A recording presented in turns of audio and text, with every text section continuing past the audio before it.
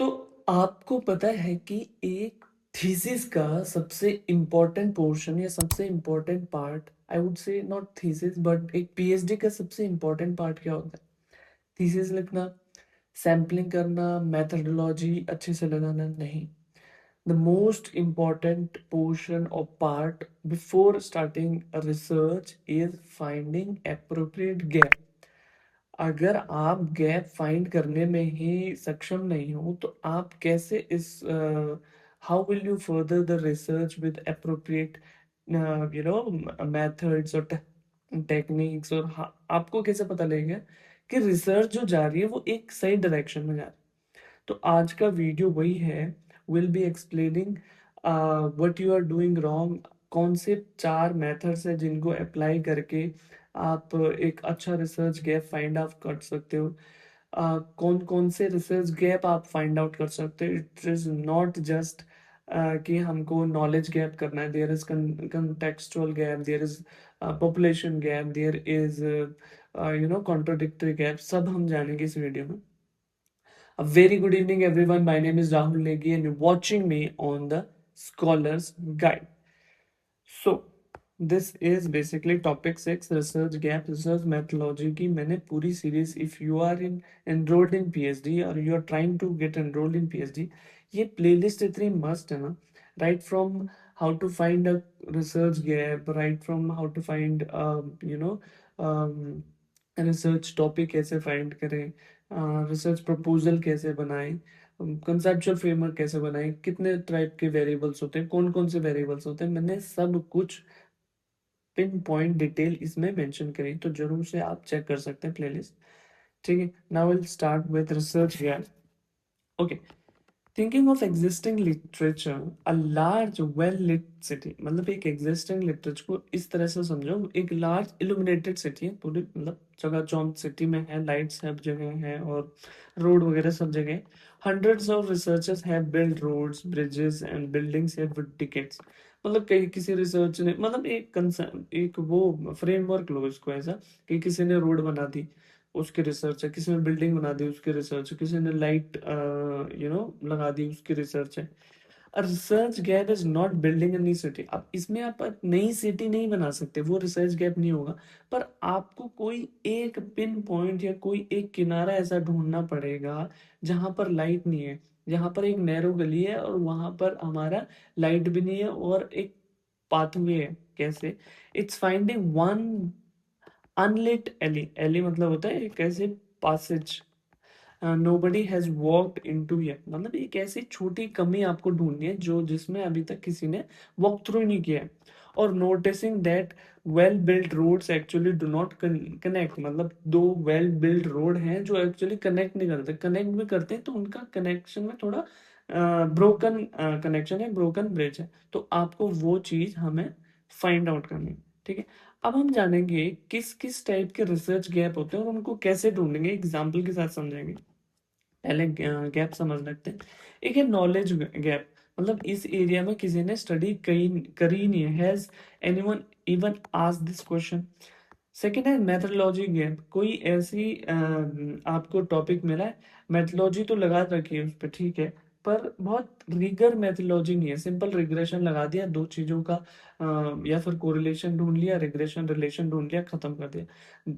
हमारे पास मेथोडोलॉजी के इतने अच्छे अच्छे सोर्सेज हैं, इतने अच्छे अच्छे विकल्प हैं। जैसे हम SPSS से कर सकते हैं, PLSM लगा सकते हैं, स्ट्रेटा लगा सकते हैं, R लगा सकते हैं। तो जितना अच्छा रीगर मेथोलॉजी होगी उतना अच्छा आपका रिसर्च पेपर निखर के आएगा। ठीक है, did they choose outdated tool और टाइनी सैंपल। ठीक है, आगे आता है contextual gap.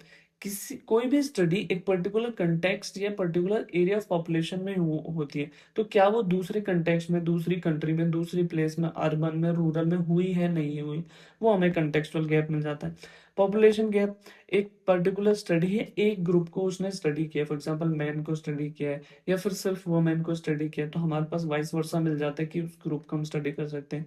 Middle income group को किया, हम हायर इनकम और लोअर मिडिल इनकम ग्रुप को स्टडी कर सकते हैं।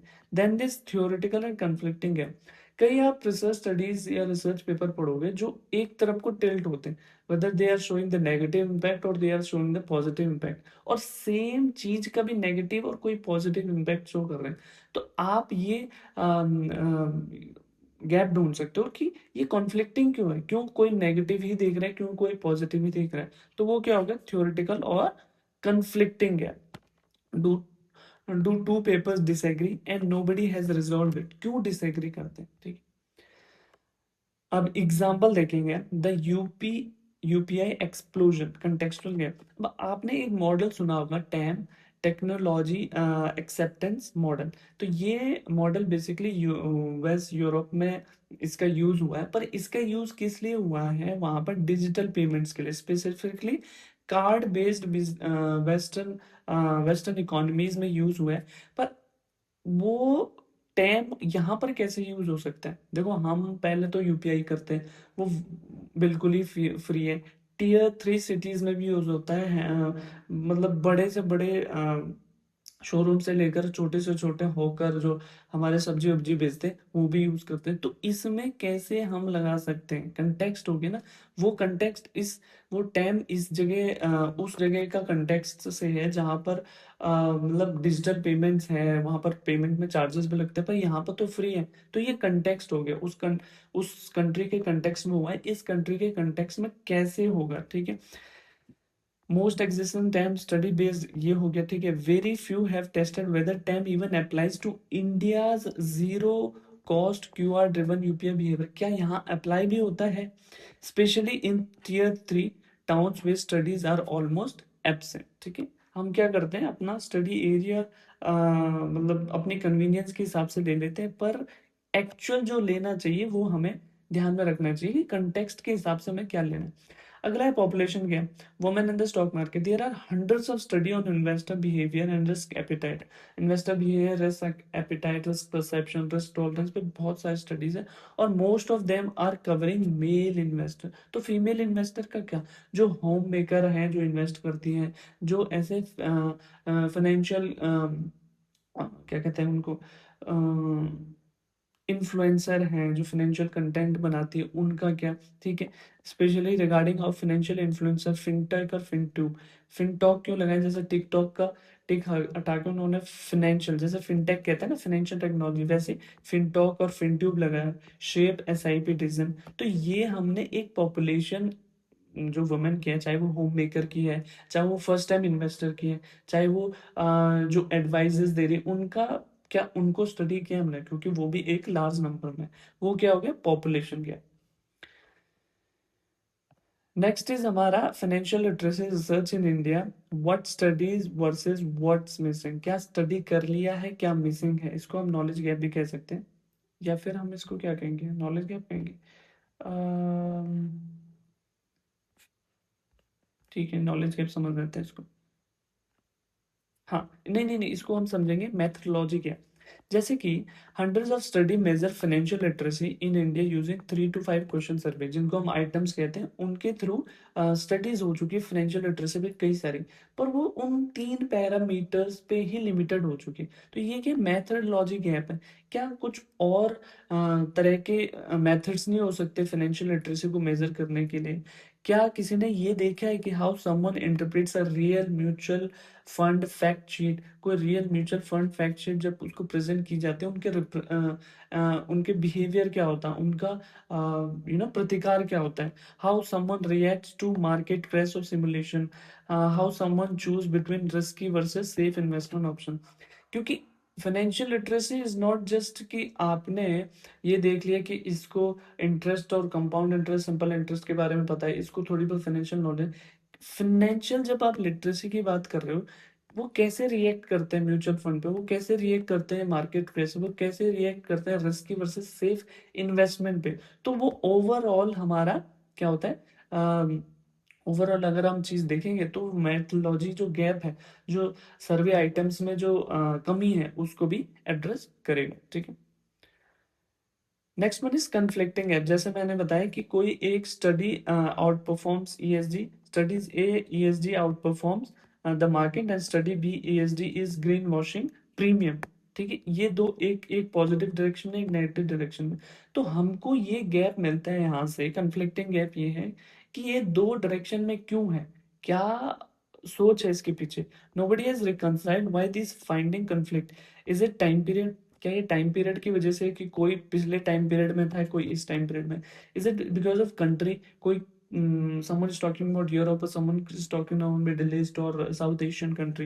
Is it ESG rating agency method, कि जो ESG रेटिंग जो एजेंसीज हैं उनके मेथोलॉजी के बेस पे क्या कंफ्लिक्टिंग स्टडीज हैं, ठीक है। अ study that compare ESG rating agency methodologies as the reason for conflicting result as a strong theoretical gap। मतलब ESG रेटिंग एजेंसीज की जो मेथोलॉजी है उसको रीजन बना दिया क्या, कंफ्लिक्टिंग रिजल्ट का। तो ये हम कंफ्लिक्टिंग रिजल्ट कैसे फाइंड आउट करेंगे कि क्यों किसी ने पॉजिटिव में बोला है, क्यों किसी ने नेगेटिव में बोला है, किस पॉइंट को लेके बोला है, तो वो हमारा कॉन्फ्लिक्टिंग गैप हो गया, ठीक है। Last one is knowledge gap. For example, India में इंट्रोड्यूस हुआ क्रिप्टो पे 30% टैक्स लगेगा, 8% TDS लगेगा। सिंस देन द कवरेज भी हो गई, बहुत हो गई, ठीक है, बहुत चीज होगी। क्या किसी ने ये जानने की कोशिश करी कि did investors shift to peer और foreign exchange to avoid TDS ताकि हमारा ना लगे, किसी ने पीर टू पीर या फिर फॉरेन एक्सचेंज को ऑप्ट किया rather than choosing their own employer. क्या किसी ने फ्रीक्वेंसी, ट्रेडिंग फ्रीक्वेंसी में ड्रॉप देखा। क्या किसी ने इसमें देखा कि इन्वेस्टर क्रिप्टो करेंसी की वजह से, इंट्रोड्यूस होने की वजह से चीज़ों को बहुत लॉन्ग टर्म तक होल्ड करने की कोशिश कर रहे हैं, ठीक है। क्योंकि कई कहते हैं कि जो अगर आपके पास 100 रुपये थे 2010 में, आज आज हमारे पास 100 करोड़ के हिसाब से होंगे, ये क्रिप्टो करेंसी क्लेम करती है। How overall volume, liquidity and market structure changed. तो क्या किसी ने इन नॉलेज को एड्रेस करने की कोशिश करी, तो वो हमारा किस में आ जाता है, नॉलेज गैप में। तो डेफिनेटली आप इन चीज़ों को एक्सप्लोर कर सकते हैं, whether there is a population gap, knowledge gap, context gap, conflicting gap और हमारा थ्योरेटिकल गैप, ठीक है। अब कैसे फाइंड आउट करेंगे, इसके 4 सिंपल स्टेप है। पहला है रीड द फ्यूचर रिसर्च। आप शुरू इंट्रोडक्शन से मत करो, एब्स्ट्रैक्ट से मत करो, आपको गैप ढूंढना, आप फ्यूचर रिसर्च देखो फर्स्ट, नॉट द लास्ट, ठीक है। Every good paper ends with future research that may be explored. This is authors literally handing you gap on a plate. मतलब रिसर्च, फ्यूचर रिसर्च लिमिटेशन में वो आपको बताते हैं कि हमने इस पॉपुलेशन पे किया है और this is limited to a particular city, urban, tier 1, tier 2, tier city, तो वहां से आपको गैप मिल जाएगा। तो फ्यूचर रिसर्च सेक्शन आपको पढ़ना है। यूज द सैंडविच, को ये पर्टिकुलर टॉपिक को अलग पॉपुलेशन, अलग कंटेक्स्ट में करो। किसी ने अर्बन पॉपुलेशन की किया, आप रूरल पॉपुलेशन के करो। किसी ने US के कंटेक्स्ट में किया है, आप इंडिया के कंटेक्स्ट में करो। किसी ने अर्बन के कंटेक्स्ट में किया, आप रूरल के कंटेक्स्ट में करो। तो क्या आपको सैंडविच टेक्निक क्या अपनानी है, कोई टॉपिक लेना, पॉपुलेशन और कंटेक्स्ट चेंज कर देना, ठीक है। Second is cited. अब कितने लोगों ने साइट किया है, उन्होंने क्या क्या आर्ग्यूमेंट दिए हैं, तो आपको एक बिल्डिंग ब्लॉक बन जाएगा उससे कि what you have to work on, ठीक है। अगर जिसने उस पेपर को साइट किया होगा, एक अच्छे पेपर को साइट किया होगा, तो उन्होंने अपने अपने कन्फ्लिक्ट आर्गुमेंट, अपने अपने फ्यूचर रिसर्चेस वगैरह दिए होंगे। उन्होंने क्या उस पर्टिकुलर पेपर में गैप पाया जिसपे उन्होंने अपने पेपर बनाए, और उन 10 ऐसे पेपर पढ़े और उसमें से आपको एक आर्ग्यूमेंट मिल गया किस टाइप के, किस डायरेक्शन में जा रहा है, तो वहां से भी आप गैप ढूंढ सकते हैं। And finally the systematic review shortcut, जिसमें आप क्या देखते हो, अपने टॉपिक से related systematic literature review, bibliometric analysis, meta paper, ये पेपर देते हो, क्योंकि ये paper basically they are based on what conclusive evidence they have found from these paper, ठीक है। क्या कंक्लूजन उन पेपर से मिला है, क्या गैप है, ये सब उसमें बताते हैं। किसमें, सिस्टमेटिक लिटरेचर रिव्यू में, बिब्लोमेट्रिक एनालिसिस और मेटा एनालिसिस में, ठीक। आगे है the litmus test. Litmus test मतलब होता है ना एक्सपेरिमेंटल काइंड ऑफ, ठीक है। Before you finalize any gap, run it through 3 question. अगर आपने गैप ढूंढ लिया, आपने 4 स्टेप लगा लिया, अपने एग्जाम्पल भी लगा लिया, आपने गैप ढूंढ लिया, अब आपको क्या देखना है, क्या ये टॉपिक रिसर्चेबल है, can you actually collect data on. आप देखो, research is not something that came into your mind and you put that in paper, नहीं। क्या वो रिसर्चेबल है, क्या आप डेटा कलेक्ट कर सकते हो, इज इट रिलेवेंट, क्योंकि रिसर्च आप जो कर रहे हो ना that should be aligned with some policies, some social upliftment, something that is related to ecosystem or ecosystem.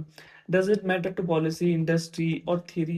Not just you. Sir आपको इम्पैक्ट नहीं करनी चाहिए, सोसाइटी को भी इम्पैक्ट करनी चाहिए.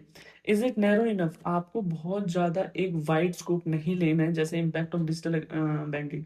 देखो डिजिटल बैंकिंग की कई चीजों पे हो सकता है इम्पैक्ट हो. आपको क्या देखना है, impact of WhatsApp banking on senior citizen adoption in corporate bank. आपने एक नीश पकड़ ली, तो that niche you have to get good grip over, और उस पर आपको काम करना. नहीं, ये नहीं कि आपको एक अम्ब्रेला टॉपिक ले लेना, उसमें पता नहीं कुछ कुछ कर रहा है. एक अम्ब्रेला टॉपिक आपके पास है, उसमें एक niche you have to select.